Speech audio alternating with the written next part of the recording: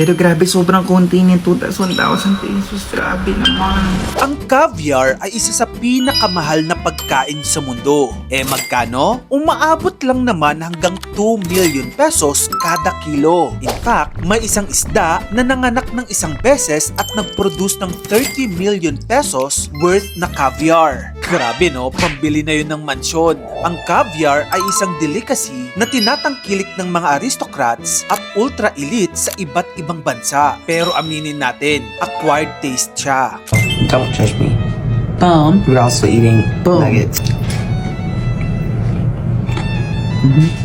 So, amoyin na natin sa amoy isda. Amoy dagat, yung amoy niya. Pero alam mo bang hindi naman talaga siya ganito kamahal noon? Kasi nung 19th century sa US, sobrang dami ng sturgeon o yung isdang pinanggagalingan ng caviar. Sa dami nila, may mga bar pa nga na nagbibigay ng caviar ng libre, parang manilang sa tabi ng beer. Sa Europa naman, pinapakain lang ang mga itlog nito sa baboy o hinahayaang mabulok sa dalampasigan. So, ano yung nagbago? Bakit naging OA ang presyohan nito? Tulad kasi ng tunay na champagne, hindi pwedeng manggaling kung saan-saan ng caviar. Hindi lahat ng itlog ng isda ay may tuturing na caviar. Para matawag na tunay na caviar, dapat galing ito sa sturgeon. Take note, hindi ito klase ng hito o catfish ha, iba yun. Sturgeons are not native to the Philippines dahil mas gusto nila ang mas malamig at temperate na mga tubig sa Northern Hemisphere. Mayroong 27 species ng sturgeon sa North America, Europe at Asia.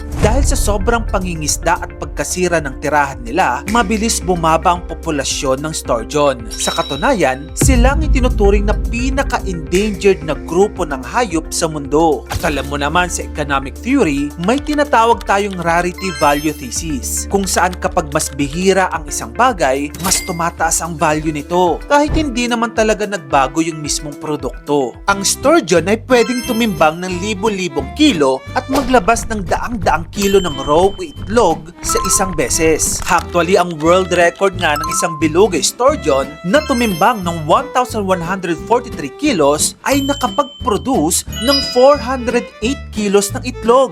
Sa presyo ngayon, aabot na yun ng halos kalahating milyong dolyar o nasa 30 million pesos. Opo, nanganak lang ng isang beses, maaari ka nang makapagpatayo ng mansyon. Pero pagsapit ng 20th century, naging rare commodity na ang freshwater fish na ito. Nalason ang mga ilog dahil sa polusyon. Hinarangan ng mga dam ang kanilang spawning grounds. Nawalan sila ng lugar para magparami. Maliban dyan, alam mo bang isang babaeng sturgeon ay inaabot ng 8 to 20 years bago maging sexually mature? Kaya kahit milyon ang nailalabas niyang itlog, kadalasan isa lang ang nabubuhay hanggang adulthood. Dahil dito, hindi kinaya ng populasyon ang demand at ang kanilang mga itlog ay naging jewels ng luxury food world. Aside from that, karamihan ng caviar ngayon ay galing na sa mga sturgeon farms. Noong 2004, 6 lang ang farms sa buong mundo na nagpapalaki ng sturgeon at 2